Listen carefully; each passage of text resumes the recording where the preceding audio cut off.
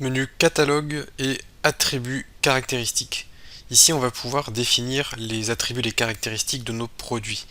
Alors les caractéristiques, ça va être, par exemple, pour une taille de t-shirt, on va avoir S, M ou L. Pour la couleur, on va avoir rouge, vert, bleu. Voilà, c'est ici que vous allez pouvoir définir tout ce qui est attributs et caractéristiques, de façon à pouvoir facilement créer des déclinaisons pour vos produits, c'est-à-dire que vous allez être en mesure de créer un produit comme un t-shirt, et ensuite rapidement créer toutes les déclinaisons pour ce même produit.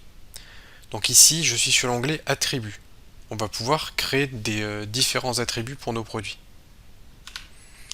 Imaginons que on crée un site pour vendre des jeux vidéo.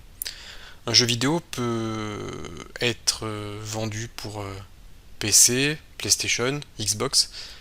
Donc on va pouvoir ajouter un nouvel attribut ici.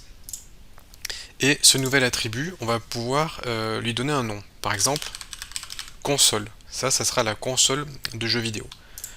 Donc ici, ça va être votre nom pour vous, mais vous avez le nom public qui correspond au nom qui sera visible par les clients. Donc là, en l'occurrence, ça sera la même chose. On peut créer une URL pour cet attribut, mais ça, c'est pas un champ qui est obligatoire, puisque par défaut, PrestaShop va utiliser le nom de l'attribut pour générer l'URL automatiquement. Vous pouvez modifier la balise title de votre attribut pour améliorer le référencement. Ici, vous avez le type d'attribut, donc ça peut être une liste déroulante. Donc là, dans notre cas, je pense que ça sera ça, puisqu'on va avoir une liste avec PlayStation, Xbox, Nintendo et PC. Ça pourrait être bouton à radio. Donc le bouton à radio, la différence avec la liste déroulante, c'est que le bouton à radio, quand on va cocher une propriété, ça va automatiquement décocher les autres. Et dans la liste déroulante, hop, on va pouvoir sélectionner l'item qui nous intéresse. Donc là, je vais laisser ça comme ça par défaut. Je clique sur enregistrer et j'ai la console ici qui a été créée, qui a un nouveau type d'attribut. Donc là maintenant, je peux visualiser le détail de cet attribut. Ici, je vais pouvoir ajouter des valeurs. Donc là, on peut cliquer sur le petit plus ou on peut cliquer sur le bouton ajouter une valeur. Donc là, j'ai le groupe d'attributs console. Alors je pourrais changer, hein, on a d'autres attributs qui sont créés. Et nous, on a créé console ensemble. Et on va pouvoir créer une valeur. Donc je vais marquer Nintendo. Je vais cliquer sur enregistrer puis ajouter une nouvelle valeur, ce qui va me permettre d'enregistrer et de revenir immédiatement sur cette page. Je vais marquer Xbox et PlayStation. Là, je clique sur enregistrer, ce qui me permet de pouvoir revenir à la page de mes attributs. Donc j'ai la possibilité de retourner dans le détail si j'ai oublié quelque chose. Je peux visualiser les valeurs, on peut modifier une valeur et on peut revenir ici. Donc les attributs, c'est vraiment ce qui va nous permettre de créer des déclinaisons, comme j'ai donné comme exemple le t-shirt, qui peut être en plusieurs tailles ou plusieurs couleurs. Un jeu vidéo peut être propre à une console, mais il peut également être disponible sur plusieurs consoles différentes. Donc voilà, ça c'est vraiment pour bien comprendre ce qu'est un attribut. Ensuite, on a des caractéristiques. Les caractéristiques, ça va plutôt être des informations, par exemple sur la matière du produit, sur la composition du produit, sur ses propriétés. Par exemple, est-ce que le t-shirt il est en coton, il est en laine, est-ce qu'il est en soie? La matière, ça va vraiment vous permettre de donner des caractéristiques spécifiques pour votre produit. Alors restons dans l'exemple du jeu vidéo. Qu'est-ce qu'on pourrait avoir comme caractéristique? Je vais cliquer sur ajouter une nouvelle caractéristique et on pourrait imaginer un nombre de joueurs. Ça, c'est une information qui apparaît sur les boîtes des jeux. Est-ce que c'est un jeu un joueur ou est-ce que c'est un jeu multijoueur? Donc ça, c'est une information importante. Donc ici, j'ai créé la caractéristique nombre de joueurs. Je peux accéder ici et ajouter une valeur. Je peux mettre un joueur. Je vais cliquer sur enregistrer et ajouter. Je vais mettre coop par exemple. Donc ça c'est coopératif. On comprend que ça veut dire deux joueurs.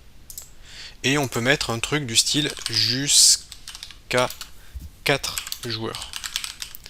Voilà, ça c'est une information qu'on peut retrouver sur une boîte de jeu. Donc là j'ai bien nombre de joueurs avec toutes mes informations. Donc voilà comment on crée les attributs et les caractéristiques.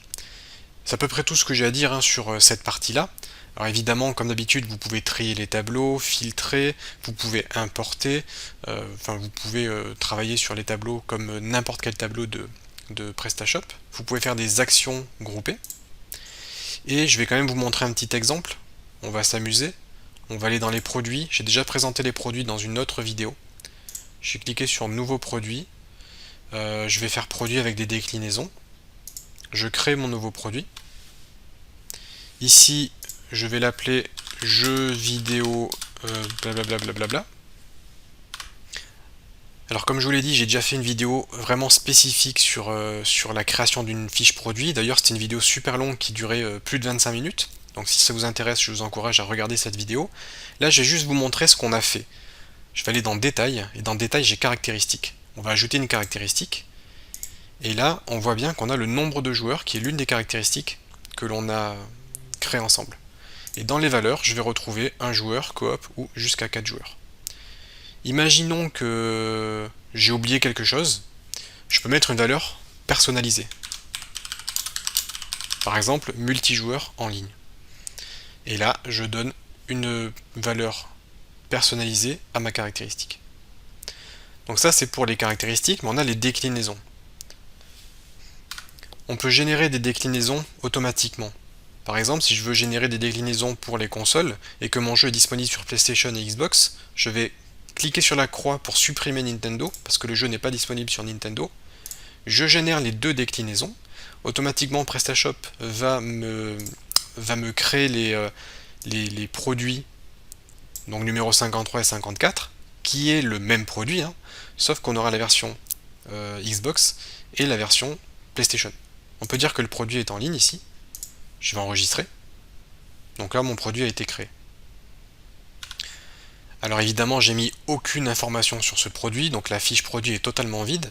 Mais si vous regardez la fiche produit, on voit que j'ai mon produit et je peux choisir la console pour laquelle je souhaite acheter mon produit. Alors, on a l'impression que c'est la même page, mais en fait, c'est pas la même page. Si je clique sur PlayStation, ça change de page. On est vraiment sur une page totalement différente. Alors j'en veux pour preuve que là, j'ai le product ici 54, et là, hop, si je vais ici, j'ai le product 53.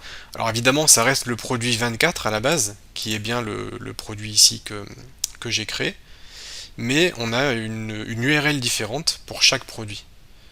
On peut modifier la déclinaison. Donc vous pouvez dire que c'est la déclinaison par défaut, si ça doit être le produit par défaut. Vous avez la possibilité d'avoir un impact sur le prix, si jamais le prix est un petit peu plus cher, selon la console. Et vous avez la possibilité de travailler au niveau des images.